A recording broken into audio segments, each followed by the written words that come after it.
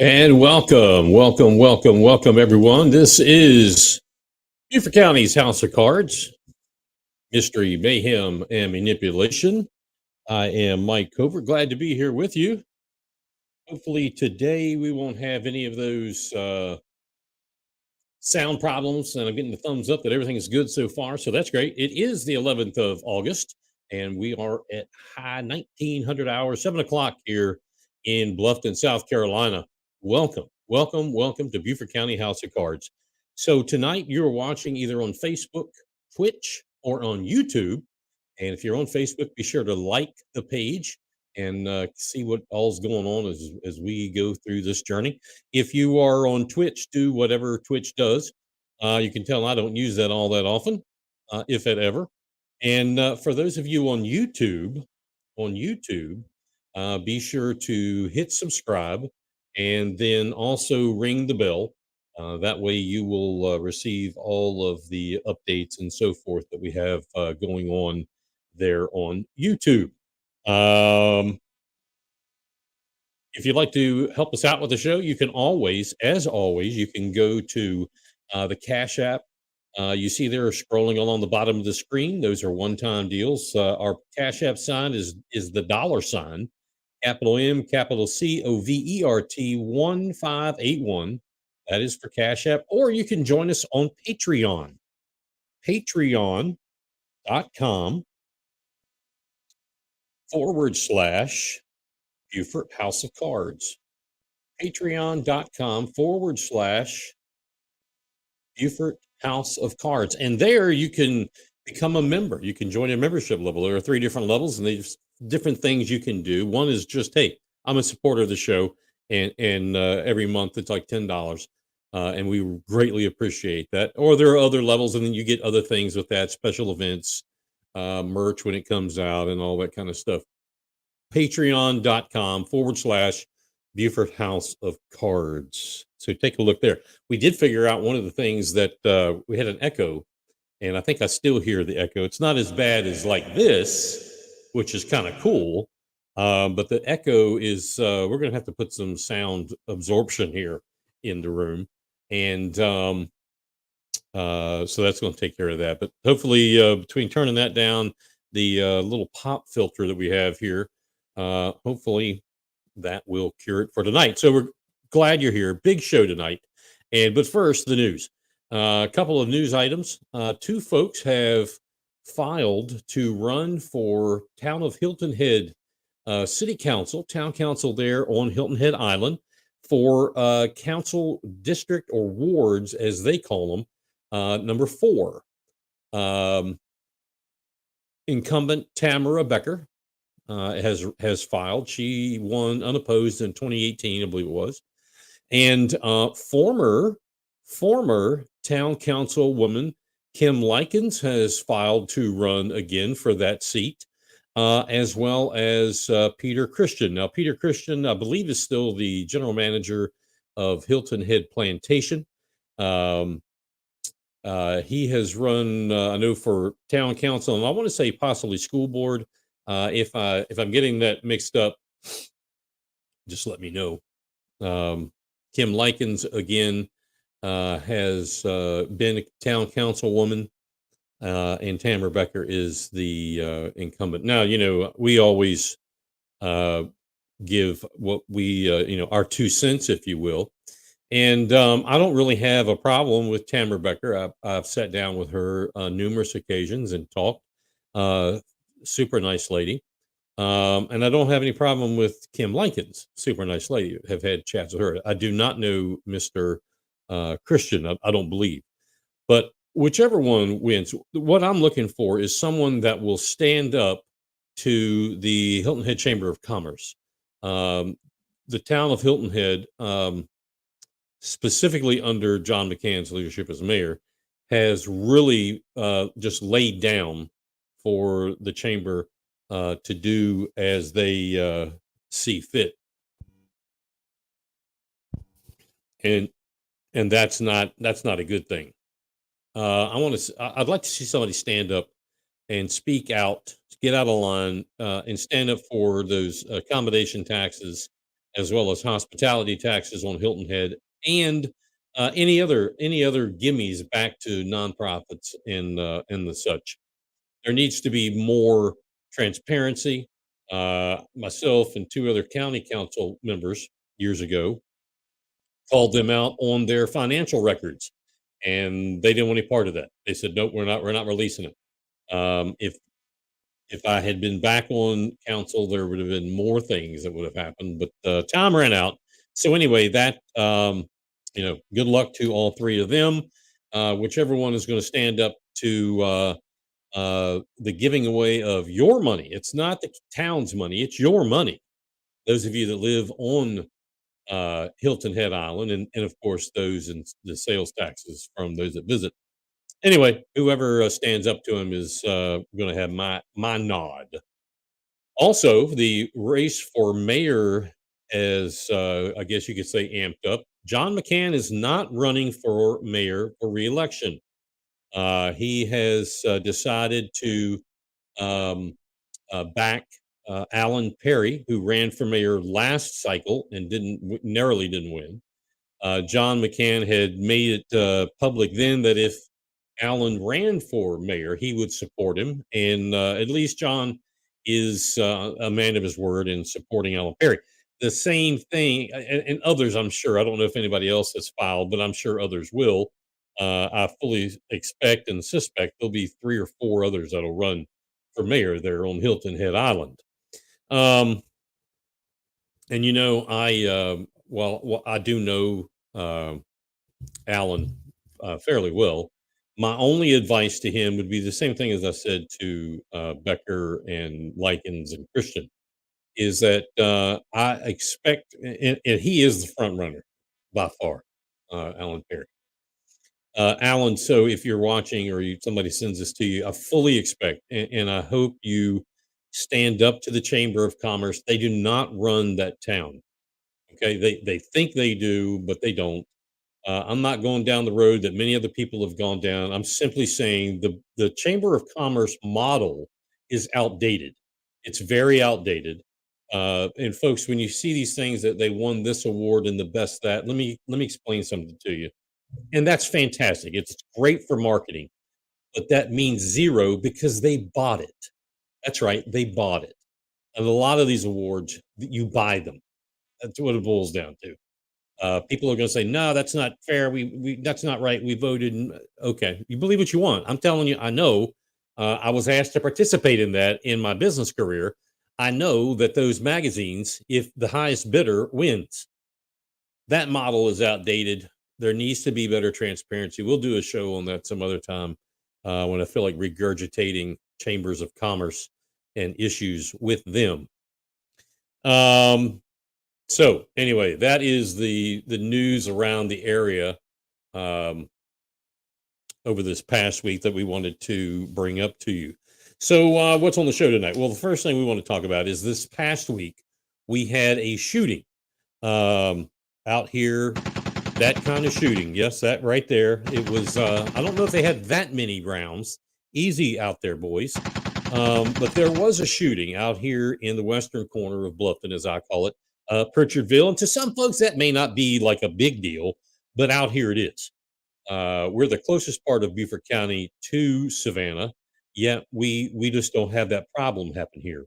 We hear about it happening in downtown Beaufort, time to time on the island, but not so much in Bluffton, except for as of late. If that makes any sense, if you live here, you know what I'm talking about.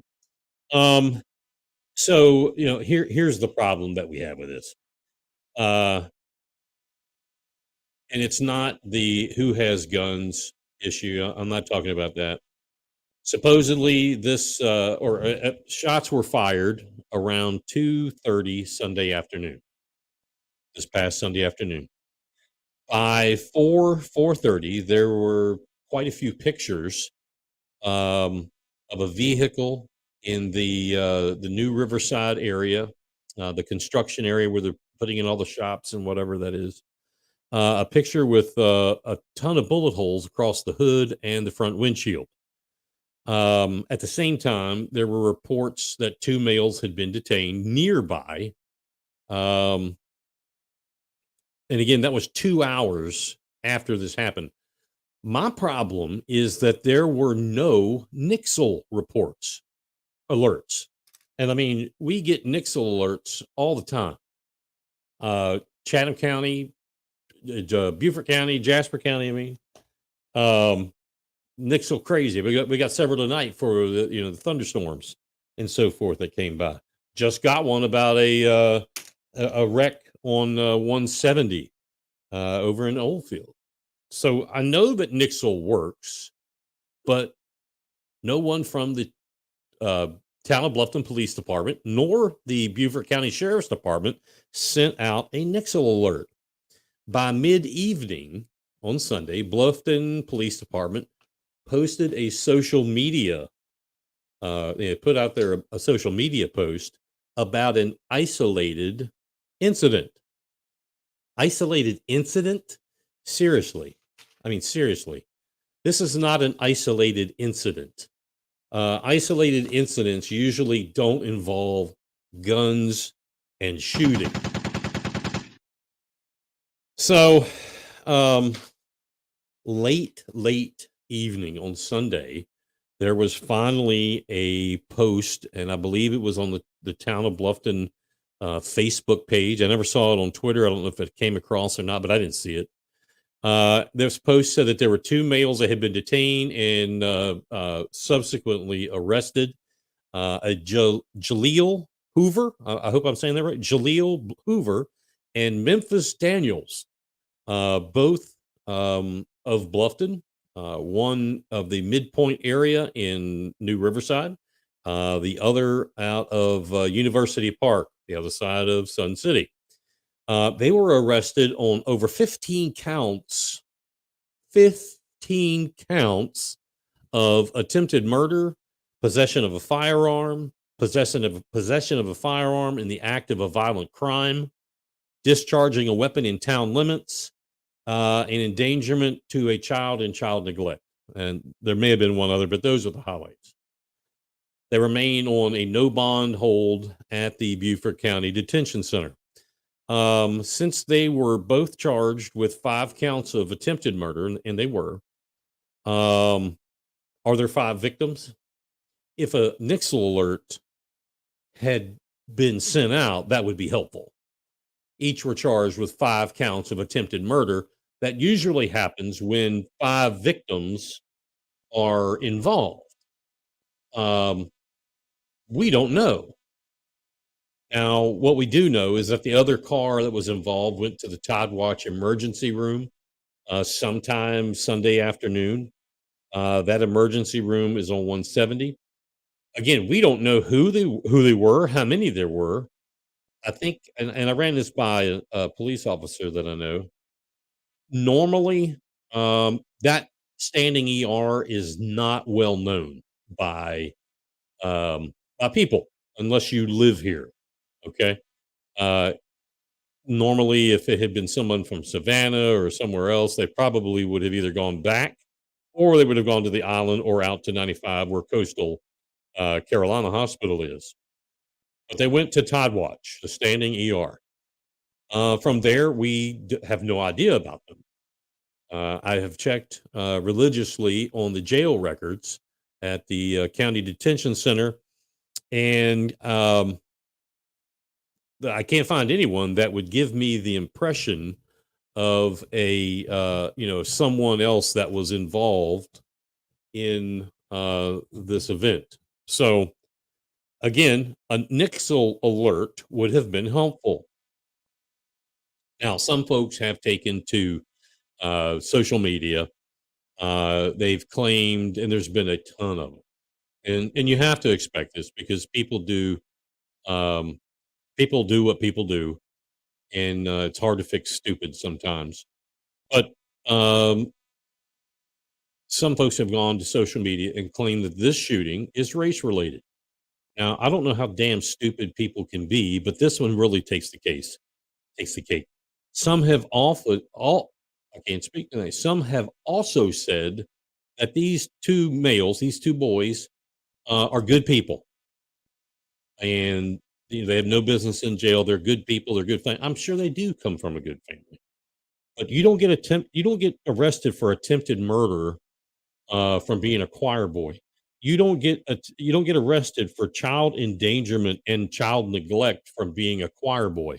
Now, if they're found, in this country, we still have a system that you are innocent until proven guilty. Very true. And if they are found innocent and all of these charges disappear, absolutely. That should not be on their record. They should go on about their lives and do their daily thing.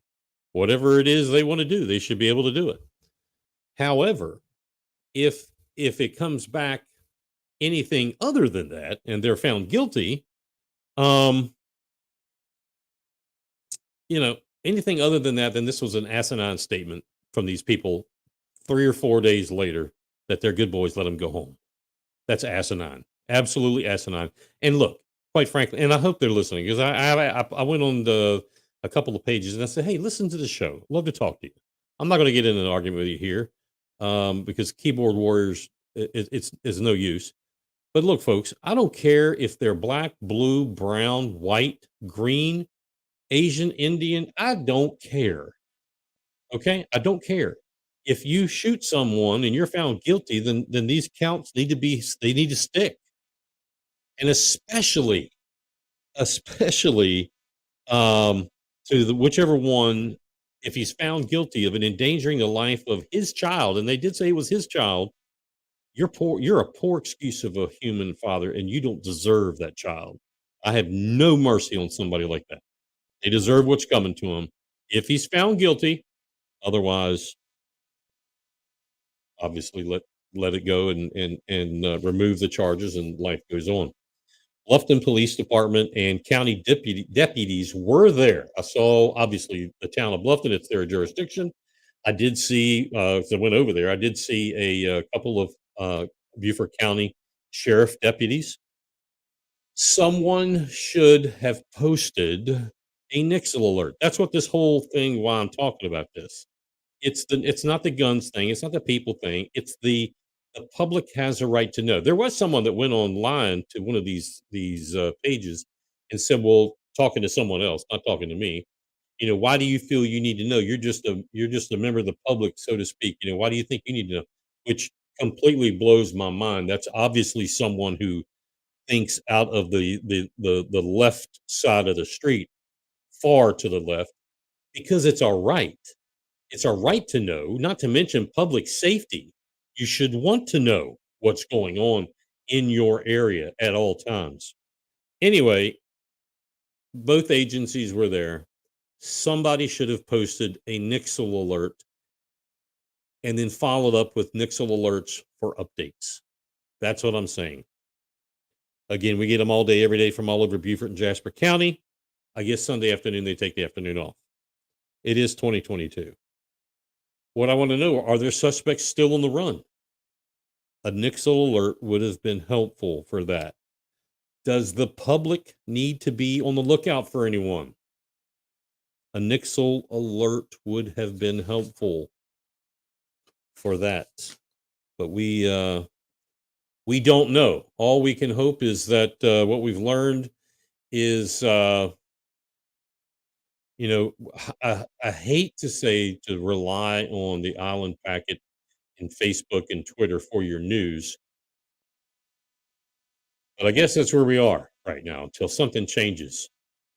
So we're going to post a couple of things here, and hey, send us a message, chat with us. We'll put it up there on the screen. Let's see. Funny you mentioned that, posted this afternoon on Nextdoor shooting that happened. I did hear about that late this afternoon. There was a gunshot around 13:30 downtown Beaufort by the Wren restaurant. I did not know there was no Nixle alert. Here we go again. You're creating my case for me. Thank you, Julianne. Something is wrong with the communications. Something is wrong. We have Ivy, I believe, is joining us. Tanner for sheriff, please address why some issues don't get Nixle alert. I agree. I agree, Ivy. Um, I know, I don't want to speak out of turn for Sheriff Tanner or Chief Price, but I know that they don't place weight on the crime for the Nixle alert. I know they wouldn't do that. And I know that an auto accident is more important to notify the public than is a shooting in a highly populated residential area. I know they don't think that way. So you're right. We need to know why. Why is that? So please get back with us. It is 20 minutes past the 7 o'clock hour. And coming up a little bit later on, we have a live guest with us. We'll tell you a little bit about her. Running for District 6 County Council, write-in candidate. Carolyn Fisher is going to be here with us, and we're excited about that. We'll talk to her a little bit later on. I did want to go back. Someone had mentioned to me, I don't remember where it was or when it was. Someone had said to me, hey, I like the history part that you did at that one time. And I was like, you know what? I didn't think more about that. Maybe I'll look into that, see what I can come up with. And it was our first or second show. We did a little history gig on county history and Robert Smalls. So tonight, I thought I would bring you a little excerpt from I found this in my travels, the South Carolina Historical Magazine. Now, you can get these at the library for free, and it's probably on the computer, I would imagine. The South Carolina Historical Magazine. You can also go to, I believe it's JSTROS, I believe, online, and you can pay for them. But hey, go visit the library, beautiful libraries we have, and check it out. There's all kinds of volumes. The one I'm going to go to is in 1974. 1974. Back then, I was like 8, 9 years old, I guess, something like that. The article was entitled Radical versus Straight Out in Post-Reconstruction Beaufort County from 1974, volume 75, number 4. This is pretty interesting, where they talked about radicalism versus what they call straight out. Again, post-Reconstruction, post-Civil War. And then they start out by talking about the 2 decades following the Civil War. So we're talking 1870, 1880, 1890, early. The Democratic Party in the South split into a conservative wing and what they call the straight out wing or a straight out faction. I did not know that. I did not know they called themselves straight out, but they were sharply divided over economic issues. But they agreed that the 2 factions of the Democratic Party, they agreed that Black political power must not be permitted to dominate government in reconstructed states. Now, let's read that again. The Democratic Party, Dixiecrats, folks like Talmadge and that bunch, they were split post-Civil War. Some were called the conservative Democrats. Some were called the straight out faction. Different economic beliefs, but they all believed that the Black folks of the reconstructed states, the power must not be permitted to dominate government. Well, the Republican Party also split. Now, the Republican Party, let's go back in time. The Republican Party in South Carolina was founded basically by Robert Smalls of Beaufort County, a man of color who became free, commandeered a ship, a boat, a vessel with some folks from Charleston and sailed to Hilton Head and became a freedman. Hell of a story. Hell of a story. And of course, he was a congressman, a senator. I mean, he did a businessman. Quite a story. Anyway, the Republican Party split into radical and reconciliationist factions, and they were divided over economic and racial problems. As the Republican Party leadership attempted to build the Republican strength in the South by relegating black political rights to a secondary importance in overall policy. As early as 1873, in the midst of the first industrial depression, under attack from agrarianism in the West and labor in the East, the Republicans sought a new ally, the moderate white Southerner. So the Republicans in this time period were mostly people of color. They decided they could see that there was no ground, no traction being gained. So you have agrarianism in the West and labor people in the East. That's where we are. The agrarianism is in the western part of the state. The Republicans sought out this new ally. Hey, boys and girls, why don't we go talk to the white Southern Democrat and see if we can't bring him over here? Now, the white Southerner, the Democrat, had, as the article talks about, had displayed what they consider Whiggish, Whiggish, Whiggish tendencies before the war. Now, if you go look that up, my interpretation of Whiggish tendencies is that of people who follow the Whig Party, which has more in line with Mother England than they did with the New World. Okay, so they were here, but they felt more in line politically and mentally with Mother England. So the Whigs, antebellum standard bearers of the planter and the businessman, had been forced into a marriage of convenience with the regular Democrats, all because of slavery. But neither side liked this. They didn't like the arrangement.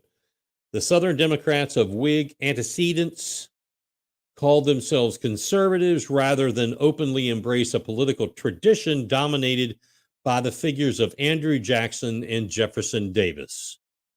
To the reconciliationist Republicans, the old Whig vote appeared to be the basis for a division of the Democratic hold over the South. Do you see where this was going then?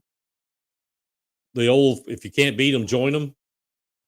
In South Carolina, Republicanism was primarily of the radical variety, mostly people of color, and not all ready to share political office with representatives of pre-war ruling class. Well, do you blame them? Hell no. I wouldn't be excited about doing that either. Radical strength was concentrated in how about this? The radical strength was concentrated in the gerrymandered 7th Congressional District, which was at that time principally the Beaufort and Sea Islands area of South Carolina. That was the 7th Congressional District. Back then, in the 1870s, 1880s, it was gerrymandered for reasons that we just talked about. And lo and behold, the Republicans and the Southern white Democrats who were leaving that radicalism came together under the leadership, let's call it, of Robert Smalls, and formed the new Republican Party. It is 7:30, right on schedule. And don't forget, right here on Beaufort County House of Cards, jump on here and post a comment. We'll read it. If we can, we'll show it. And we'd like to hear from you. So, in the title of this week's show, you may have seen, you may have noticed, where I said, let's give GOP Chair his 15 minutes of fame. And that's what we intend to do. And that's not McKissick. I'm not talking about him. I'm talking about our very own Beaufort County GOP chairman, Kevin Hennelly. I inasmuch told him that recently in an email response back to him, because you see, Kevin doesn't call, at least me. He doesn't call me. He doesn't call me back. Um, he he only occasionally will text back, and then occasionally will email back. So I told him when I responded to him, and I'll tell you what I was talking to him about, that, hey, please join us. You're the star of the show for a part, and I want to give you your 15 minutes of fame. Why does our county chairman deserve 15 minutes of fame? Now, yeah, I keep wanting to say shame, but I really mean fame. Because when notified of problematic circumstances of voter suppression by President Jim Lee of Sun City Republicans Club, Henley's response is that, well, they're a private club. No, Kevin. No, they're not. They're an affiliate of the county party. Your website even says as much. He deserves some fame for that. You know, when he was notified of Central Region Director Linda Cannon publicly endorsing a candidate for county council, Henley refused to acknowledge that. When Henley was notified that the Northern Regional Director, the gentleman's last name is Anderson, was also the campaign manager for then candidate Willie Terrell, Henley refused to acknowledge that. When notified that the county party vice chairman of operations, as it says on the website, Van Phillips, was also working for Willie Terrell's campaign, he put up all the signs that are still laying around here.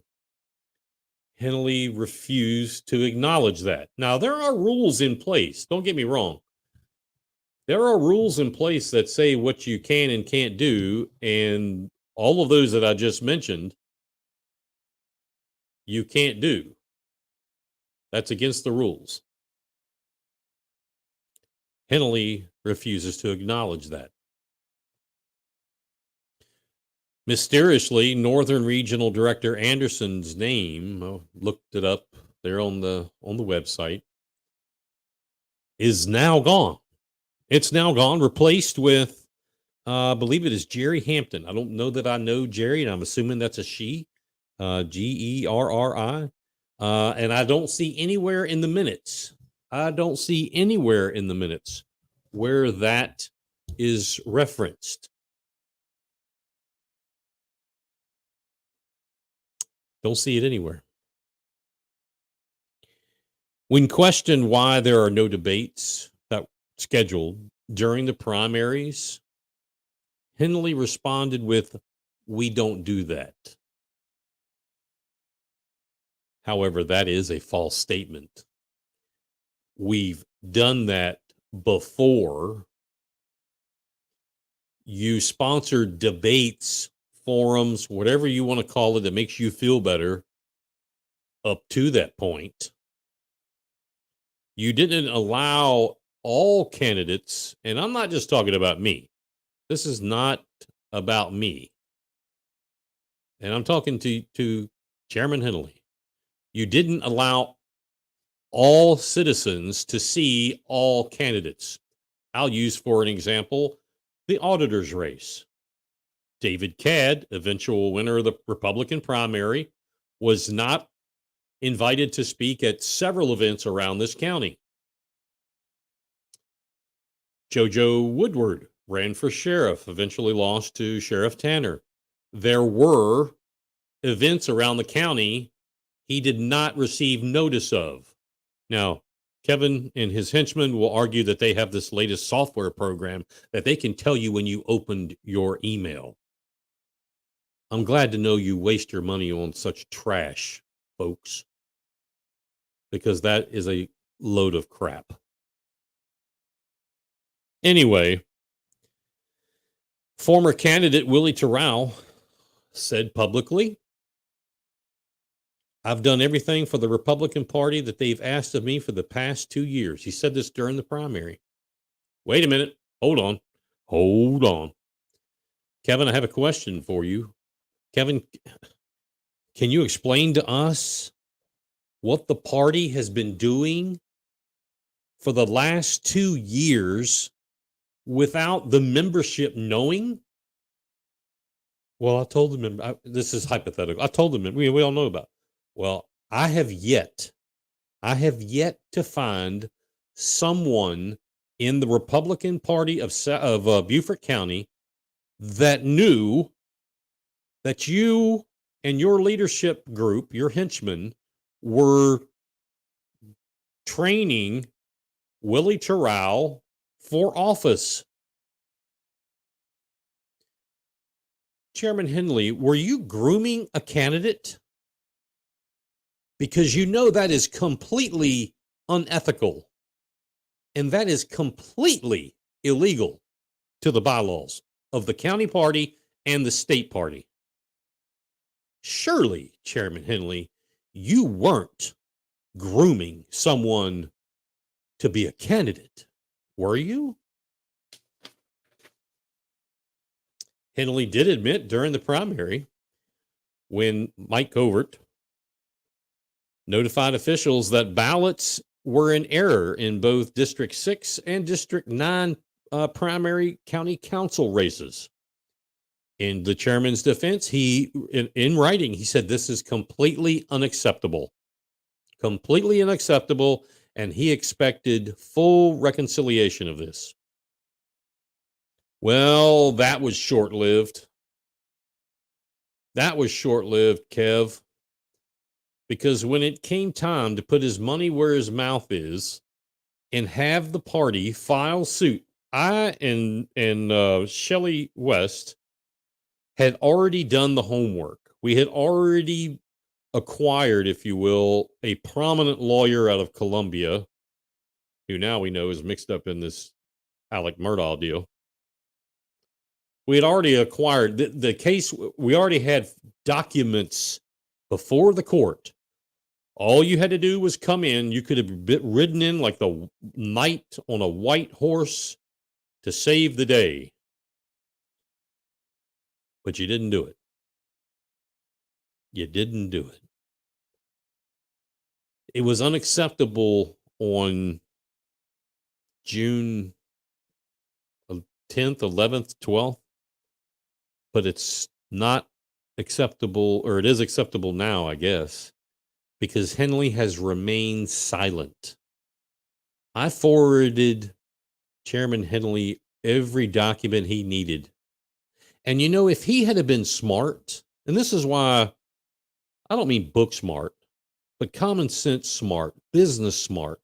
This is why we have a horrible chairman. If he had been smart, he could have called up the Democrat Party chair of Beaufort County and said, hey, you know, we got voter apathy in this county, and the whole world is divided. The nation is divided. Why don't me and you do this together, both parties? We'll both smell like roses, and maybe we'll get people en masse out to vote, and then we can really show the rest of the state and the rest of the country what we're doing. He didn't think that way. And I guess he still doesn't think that way because he hasn't done anything about it. That's the kind of mentality you have to have, someone thinking outside of the box, working on new ideas to create movement, not stagnant or even going backwards. Beaufort County GOP leadership walks 2 steps forward and 4 steps backwards. It's historical. Henley's been asked by, this is why he deserves his 15 minutes of fame. He's been asked by a minimum of 4 members of the county party within the last, and they're probably all watching, within the last 2 to 3 weeks, to produce financial records or statements of the party. He is flatly refusing to do so. So let me show you. I'm going to, let's see if I can do this here. If I can share my screen and pull that up. I hope everybody can see this. I'll pretend that you do. This is a copy of a email um, that was sent back. This was not to me. This was somebody else. The one I received is exactly like this, word for word, other than my name is at the top instead of this young lady.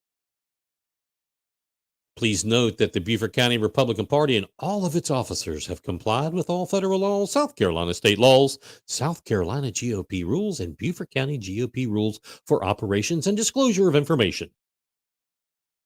We do not intend to respond further on this matter. Thank you for your support of the Republican Party in Beaufort County. Regards, Kevin Henley. That is what he sent. Oh, someone says I can't. Julianne says I can't see it. All right. Well, I'll have to figure that out. Anyway, that's what it said. We've complied. We always comply with everything. We've done nothing wrong. We're not talking about this anymore, people. Kevin Henley deserves 15 minutes of fame for that. You see, it makes people wonder what exactly, and he's saying, stop asking. That's what that means. We're not going to talk about it anymore. Stop asking, sit down, shut up, and just push vote. So it makes people ask, and this is, the crux of this show is about corruption and alleged corruption. What in the name of ever living things is Henley and his leadership hiding? Are they doing nefarious things behind the financial curtain with your dollars? I don't know. I honestly don't know. He says they're not. Well, so did a lot of other people that when I was on county council found out that they really were. Do you expect him to say, well, yes, I bought a new Harley with your tax dollars? Of course not. I think that people, if Henley's not going to say anything, even though we've given him his 15 minutes of fame, then I am asking people like Sherry Zed, Carmen Manning, the treasurer, Alan Freeman, who is the secretary, Van Phillips, Andy Twisdale in membership, I believe, Susan Zellman, another secretary, Linda Cannon, Jerry Hampton, and Jonathan Wilson, Southern Leadership Director. That's the leadership team. Folks, it's time for you to step up and tell us what's going on. This doesn't need to be hard. This doesn't need to be complex. It's a simple a financial statement. Where is our money going? We paid the money. We want to see where it's going. End of story. And you know something? This is to the other members of that board. Do you realize that probably the majority of folks that would receive that really don't know what they're looking at? There's only a few that really understand a financial statement, but they have the right to see it. Whether they understand it or not, that's not your problem. That's not my problem. And that's not her problem or his problem. They have a right to see where the money is going. He deserves 15 minutes of fame for this. At the state convention here recently, instead of having discussion on all rule changes and additions, deletions, etc., Henley was one of all sans two to pass it all by what they know as en bloc voting, to move it all along. And as one delegate said, so we can all go to lunch. That alone is nefarious and is an example of corrupt and deceptive behavior. That alone tells me we only have 2 delegates that went to the state convention. I know we have more that couldn't go. Of those that went, we only had 2 that either completely understand what's going on or two have nothing nefarious in their bones. Those that voted yes to voting at all, either A, are they're mind blown and they don't understand. That in and of itself is a problem. Or two, they could care less and they just want to vote and go have lunch on the state and party. Those are the folks that don't need to be there. But wait, there's more. The final party for Kevin Henley's 15 minutes of fame. And again, help us out on the show if you'd like to donate, contribute. Cash App, you see it rolling there on the bottom of the screen. But please check us out on Patreon. We love the folks at Patreon. It's safe, secure. Patreon.com/Buford House of Cards. Join a membership level and get some really cool stuff. Anyway, back to Kevin Henley. So you see, back in 2017, a lot of people don't know this. I get voted onto county council. And as all new council members, they are inundated with information overload. All of a sudden, I find out that my district at that time, District 7, did not have a member on the Planning Commission. Well, the Planning Commission is probably one of, if not the, primo commission to be on because it's so active. There is so much that goes on with the Planning Commission. All these things you see being developed had to go through either the town planning commission or the county planning commission at some point in time. So they're busy. I was approached by Kevin Henley. Hey, I would love to be your rep on the planning commission. No problem. Submit your application to me. A couple months went by, whatever it was, 2-3 months. Boom. He's a commissioner, planning commissioner. Holds a lot of oomph in county politics. Well, shortly thereafter, we had what some may recall was the Hilton Head National disaster. So Hilton Head National Golf Course was being purchased by a group that wanted to have this enormous development. It was enormous. County Council, to give you the Reader's Digest version, formed a development committee. I don't remember who all was on there in totality, but a good friend of mine, Councilman Vox, was on there. Anyway, they went through their process, and I joined that development committee as an outsider because I had such a, I don't want to say vested interest because it wasn't vested at all. I had an interest because of what they wanted to do. I wanted to see and hear and at least have a voice, even though I couldn't vote. So this thing blew up. This thing blew up social media. I mean, people were just, it was horrible. It was horrible.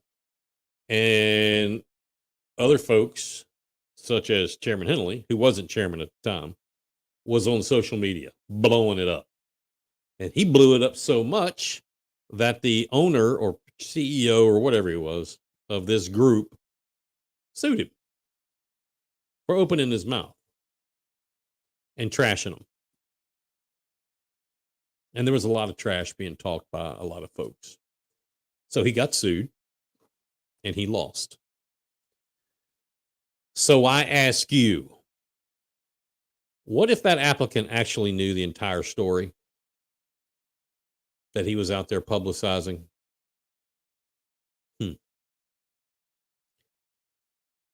It is time.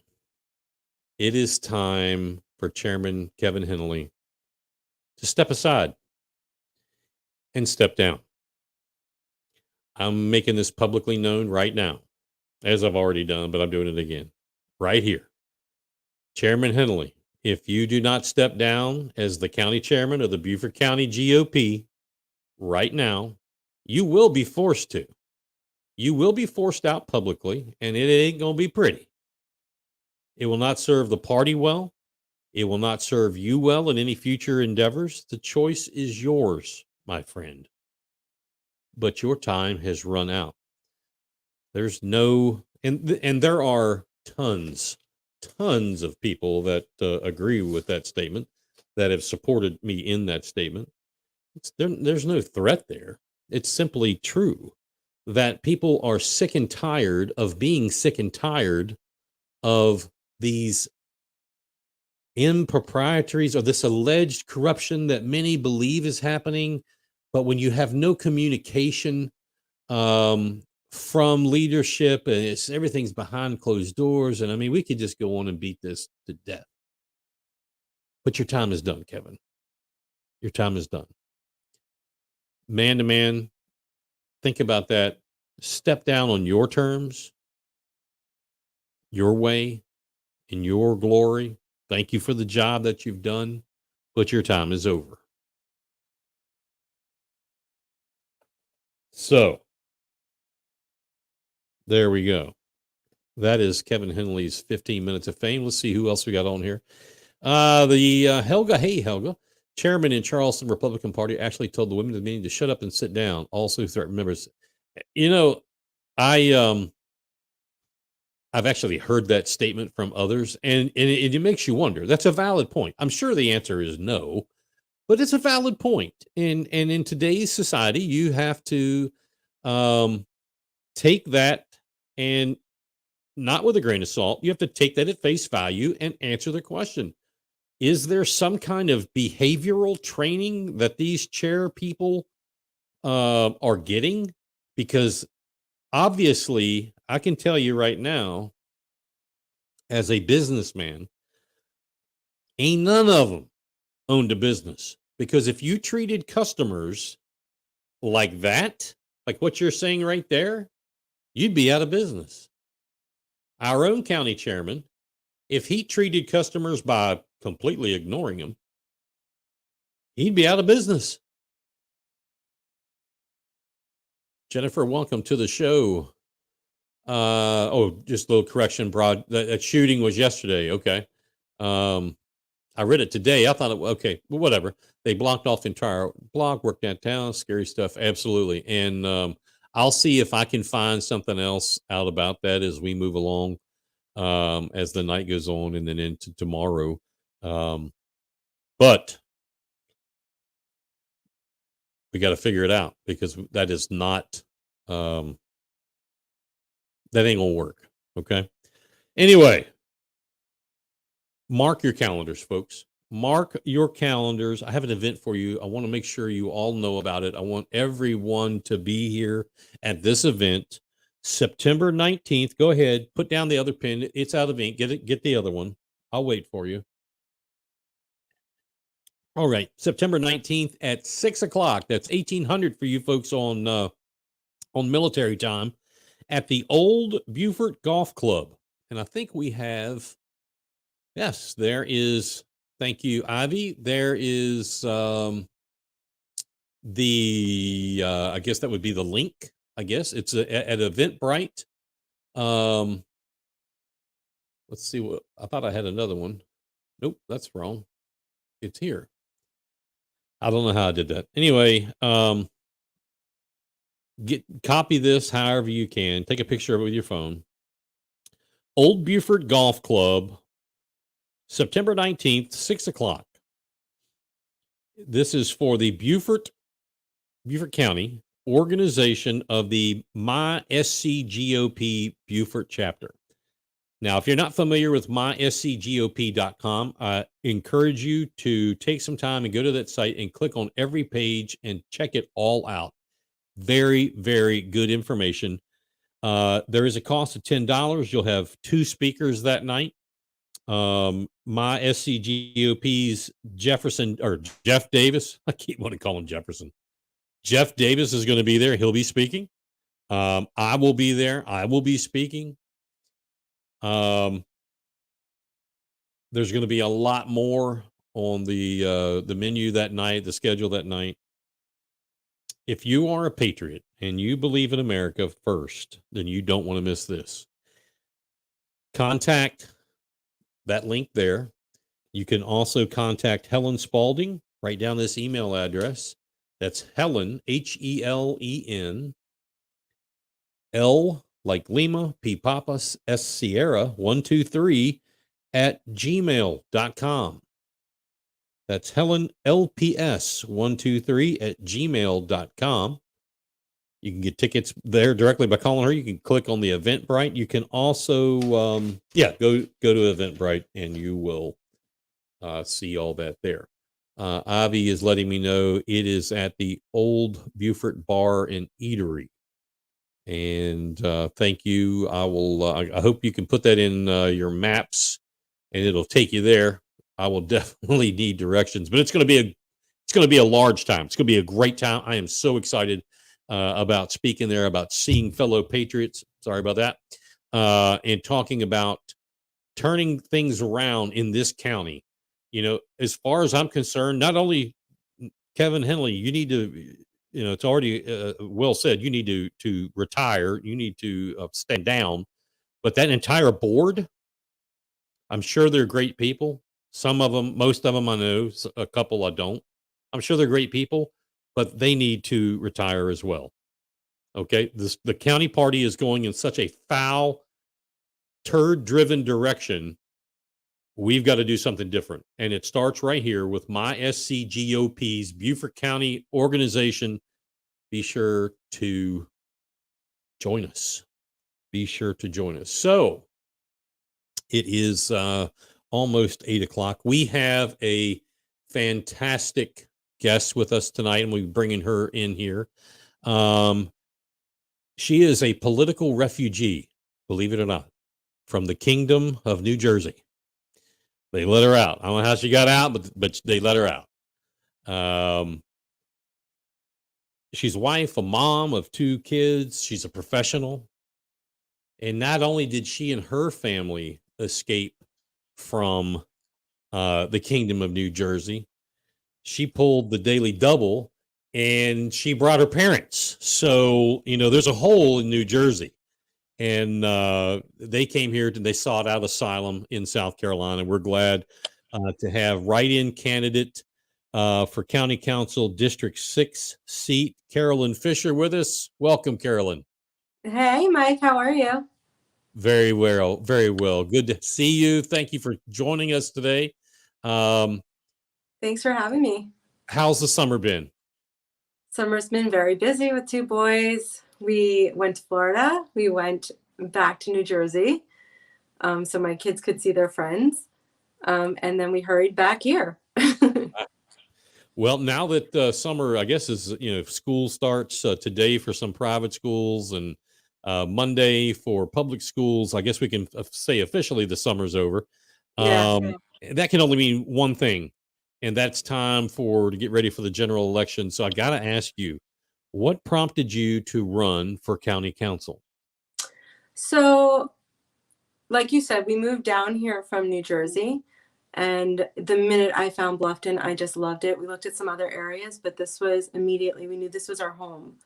And some of the things I loved about it was obviously the weather, the people, but mostly the freedom that we were losing living in New Jersey.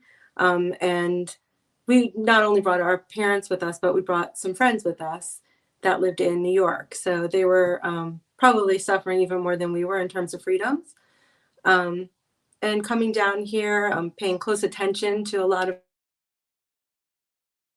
I actually decided to keep my kids home last year just because of the inconsistencies, not knowing if they were going to be open or closed, virtual or in school, masks or no masks. For me, I felt like it was best to keep my children home for the year. But some of what we saw in New York and New Jersey, I never want to see happen here. So that's my main reason is I feel that local government is the place to start. We need to protect the people of Beaufort County and really listen to what their needs are. Awesome. Let me have to ask, I'm trying to get my sound right and your sound right here. So are you ready? Are you ready to do the hard work of getting your name out there? Because in a write-in deal, it's really about your name. To get your name out there as the write-in candidate. Are you ready for that? I'm always ready, Mike. As a mom, I juggle like 100 things a day. I not only have two children and I homeschooled them last year, I was working a full time job at the same time. So I can easily multitask. And it's definitely going to be a challenge because being a write in candidate can be a challenge. But I also feel that, um, besides, I feel that I could do a great job for Beaufort County. I think that just the idea of a write in is actually something that people should consider anyway, because there's a lot of talk about can we trust our election process with the machines and whatnot, but by typing in my name, and it's a unique name, the spelling of it, that is an authentic vote. So each vote that you write in for me, that vote counts. It's an authentic vote. It's not a check mark. It's not something that can be manipulated if that's what's going on. The names print out on the ticket. So you're clicking right in and you're spelling my name. If you spell it wrong, it's still okay because it's the intent to vote. That's the law here. So it would still count. And to be quite honest with you, some misspellings, that just proves the authenticity of the votes. I hadn't thought about that way. Hmm. That what you just said makes perfect sense, and actually is a feel good moment about the voting process. Hmm. It's as close as we can get to paper ballots right now. Agreed. Agreed. So Hmm. when I was running for District 6 during the primary, when I met you and your husband, Hmm. and you were big supporters, and I greatly appreciate that. And I'm excited to support you and your run. Hmm. Infrastructure was a big deal to me. It was a big part of my platform. Infrastructure in the meaning of specifically Highway 170 and some traffic issues, really from McGarvey's Corner all the way down all the way down 170 through the circle and out towards New Riverside's Heritage area. Do you feel the same way? Do you have those passions for infrastructure problems? Absolutely. As a mom with a child that's, close to driving age in a couple of years, I do not feel comfortable with my son leaving the community driving on 170 the way it is now. There definitely needs to be some traffic studies. It needs to be safer for people. Even just riding a bicycle, crossing over there can be a little concerning. And that's just from the point of the view of, a mom with kids and a young teenage driver. But we have a lot of like older folks, like my parents, that they get a little nervous driving on 170. It's just not safe right now. So I actually absolutely agree that there needs to be some studies, there needs to be some updating. There's a lot of people that have moved in, so the roads just aren't accommodating the amount of people I think the way they used to. I agree with you. I agree. Um, the field, assuming there's no other write-in candidates, but the field is yourself, Alfonso Smalls, who is running under the Democratic nomination. He was unopposed, and of course, Tab Tabernick Hmm. under the Republican nomination. Using the word best probably is not really the right word because this is we're not talking about human qualities. But what do you feel makes you the best candidate when you look at the three candidates that are out there right now? Well, obviously, I'm not running on a party ticket, so I don't answer to anyone but the people. So I have no agenda other than meeting the needs of the people of Beaufort County. So there's that. And like I said, I have a lot of people in mind when I'm representing people. It's not just people my age. It's not just my children, which are important because ultimately, I'd love to see a community where our children grow up, love this community so much that they leave, go to college, and come back and want to raise their families here.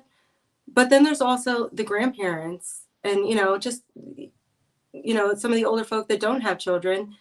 We're all a big part of this community, and I'd love to see or I'd love to represent all of those people.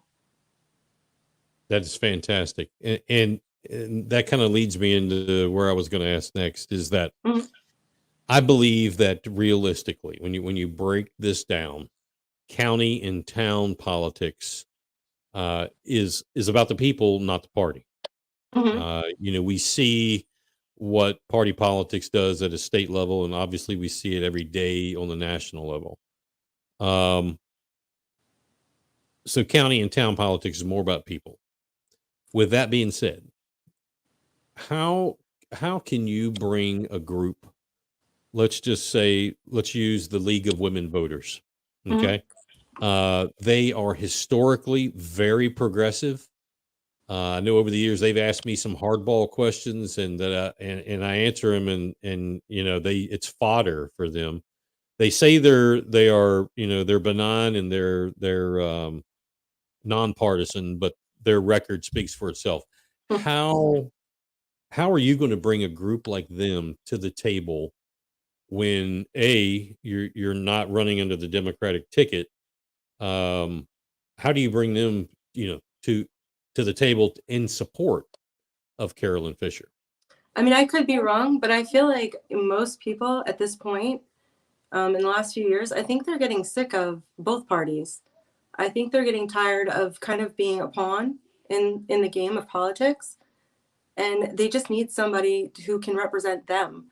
So, I would love to be able to speak with that group and answer any questions they have and see, how I could really listen to what their needs are and, represent them too, because everyone is a part of this community. And they are, don't get me wrong, they're a powerful group. I know Representative Bill Herb Kurzman is a friend of mine, and he and I ran against each other a few years ago. But we talk all the time, and we talked about an event that the League of Women Voters had, where they were talking to him about I think it was guns, and he kind of fell into their trap, and it didn't work out good for him. Mm. However, with what you just said, I think that, and knowing those folks at the league, and they're great people, they just have a little bit different mindset.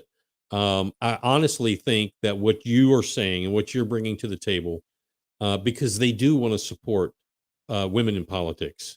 Hmm. That is, I mean, that's why they are what they are.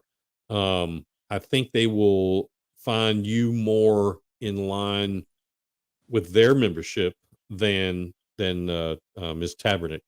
So that may work out, even better in your favor. But Yeah, and um, at the end of the day, we're not all going to agree on everything. And I think that's what makes, our country so beautiful is that we don't need to agree on everything, but we do need to learn how to coexist and how to meet everyone's needs. right. So let's talk about the basis of this show when it was started was about corruption. Hmm. Corruption in politics, corruption in government, corruption in many different forms of our daily lives, and exposing it because people are tired of it. Corruption in politics is at an all-time high. Again, you see it every day on the television ad nauseum, Hmm. and you are starting to see it more and more. And hopefully, this show is bringing some to light. So, what can you do? And let's call it, Carolyn's part to stomp out um, some corruption. What can you do? What can you bring to the table to help carry this out, carry it forward as a county council member? I mean, I think number one is transparency. I think it's important for all county council members and anyone in government to be as transparent as possible. Um, but I think it's also up to the people as well to exercise their rights and question and research everything. I mean, I spent this entire year homeschooling my kids, teaching them how to think critically. And it's not just important for them, it's important for everyone. You cannot just, let someone else make decisions for you. It's important to have your voices heard. It's important to show up for county council meetings to voice your opinion. That's the only way it's going to be heard. You're exactly right. And county council needs to continue and needs to have people on the inside to continue to allow the public to express their opinions um, at whatever length that it takes. That was one of the things I used to hate was, well, we're going to give the public 15 minutes and that's all we're going to do. That's not why you do this. Hmm. So anyway, one of the biggest forms, and you may have heard me talk about this, one of the biggest forms of corruption, I believe, in county politics, county government, is the abuse of public monies.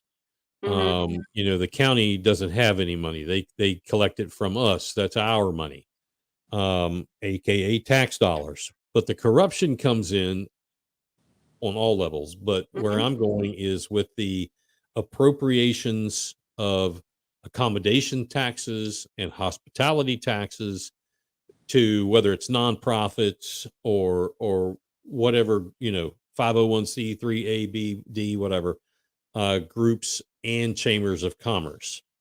Now, some of those taxes, accommodations and hospitality taxes, et cetera, some call them 3% monies, some call them 2% monies. Some of those are formatted by law.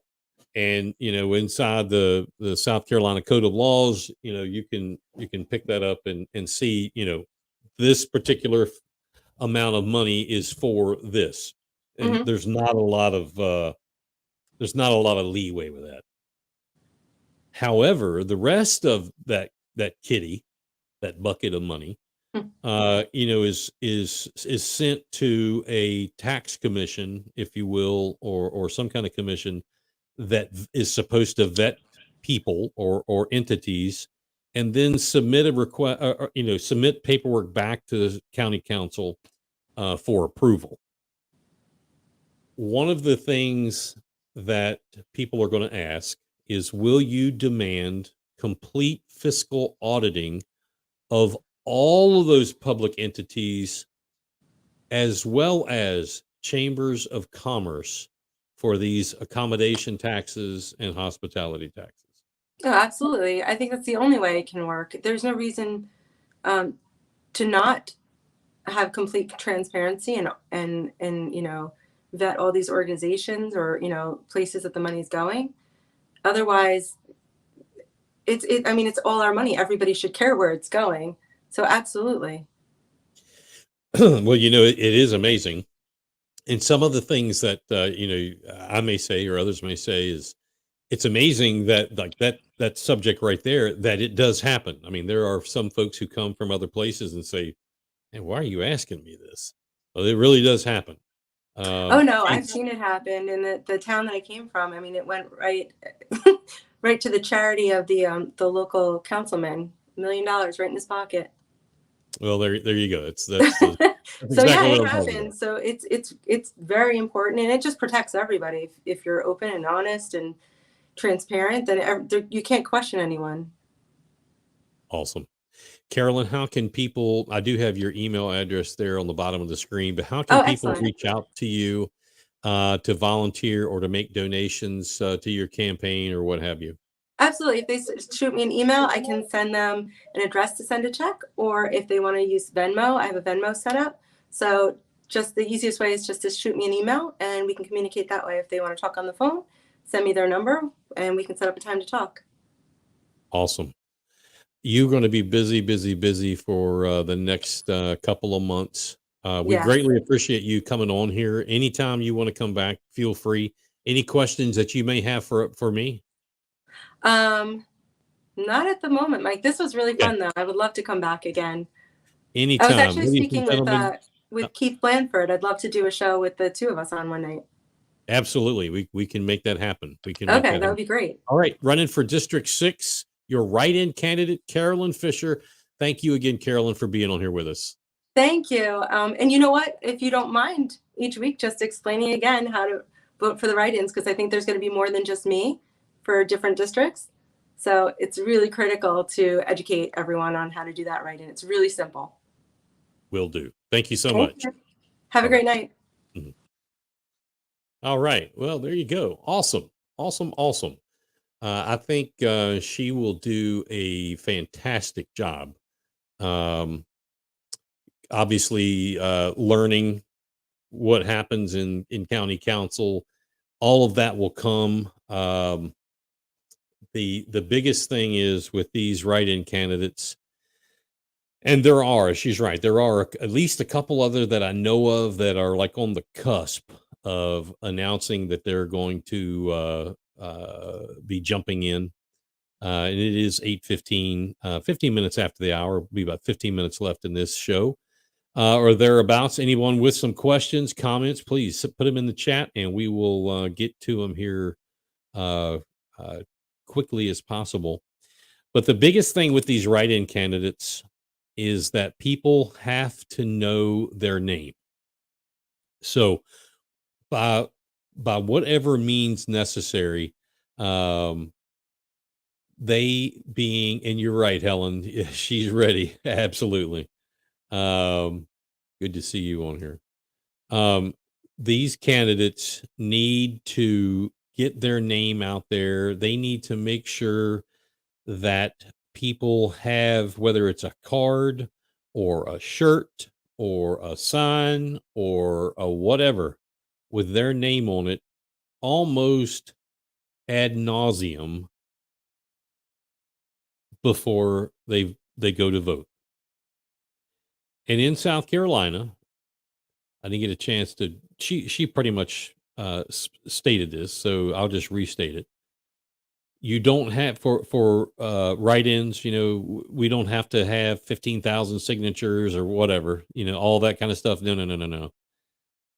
Write-in candidates for county offices. They don't pay a filing fee to anyone. Everybody else had to pay a very large fee to the Republican Party or the Democratic Party. The write-in candidates don't have to pay a fee, but they have to get their name out there. They are supposed to notify the election official, and I'm sure Ms. Fisher has, by a simple letter saying, "Hey, my name is so and so. I live at so and so and so and so. I will be running. This is my intention to run for district blah blah blah for the blah blah blah." And then you got to get your name out there. And there is a lot of walking in the communities. There's a lot of door knocking. There's a lot of phone calling, popping in. That she probably won't get invited to uh, some debates or forums. She's got to make herself known. All these club meetings, whether it's the Bluffton GOP, good. She probably won't be allowed into the Sun City GOP club because they're running the brown shirts over there, and they won't let you in. They don't want their residents to see anyone other than their selected candidate. But anyway, be that as it may, HOA meetings, POA meetings, anybody wanting to run for a write-in candidate, you need to get yourself seen at every place there's more than two people and let them know your name. Give them something with your name on it, tie a string around it. It doesn't need to say anything else other than your name and what you're running for. And it's got to be over and over and over and over and over. By the time election day comes, it has to be automatic in their head. For this case, District 6, Carolyn Fisher. It's all here. It's one of the things I didn't do a whole lot brilliant in business, but one of the things I did do was marketing. And at one point in time, it was a huge, huge amount of people in Sun City that you'd see walking around that had a Covert Air t-shirt on. And I would give them away. We didn't sell them. We gave them away. And every time you saw them, that was like $11, $11. But the point of it was I had people calling and hey, my air's down. Okay, Mr. So-and-so, you're a first-time customer. Can you tell me why you called? Well, I don't know. You're the air conditioning guy. That's what we were working for. It's repetitive. It's putting burning that name into people's brain for what you want. I wanted them to call me when they were hot.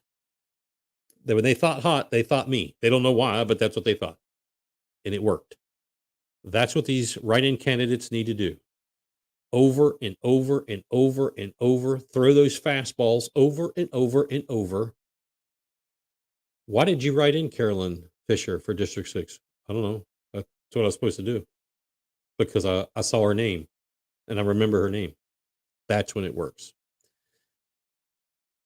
Soon to be auditor David Cadd is on here. Most nonprofits have to report financial statements to the IRS in public on Form 990s. Start with young Republicans and go from there. Mr. Cadd, you are completely correct. And anytime you start asking for 990s, some people start to get wiggy. This kind of wiggy. W-I-G-G-Y, not W-H. And when they do, you know something is up. So that's an excellent thing. And you can, if you donate to or sponsor or a part of a nonprofit that has 990s, as Mr. Cadd just said, you have a right to see those. And when you ask for those and start getting really strange looks, you hit something and you need to keep digging. David Cadd, thank you for being on here along with all the rest of our folks. I wanted to, let's go over here. It's some new music we just had loaded in. Folks, thank you for joining us tonight. Hey, we're in a position right now. Stop, time out. We're going to stop this corruption here in the GOP in Beaufort County. Yeah, the Democrats have their own corruption, and I can't fix it all, but we can. We're like-minded conservatives. I hope everybody here is, or if you're not, you're going to be. We're in a position to stop this corruption. We're stop it right now. The establishment, the elitists, and the good old boys have never had the heat turned up on them this high as they have right now. Right now, you are making a difference. You are seeing history being made because the heat is turned up on the system that is broken. They are as complicit and as guilty as the Democrats, and they know it. Why do they know it? Because they created this uniparty to work together on. That's complicit with what they call the enemy.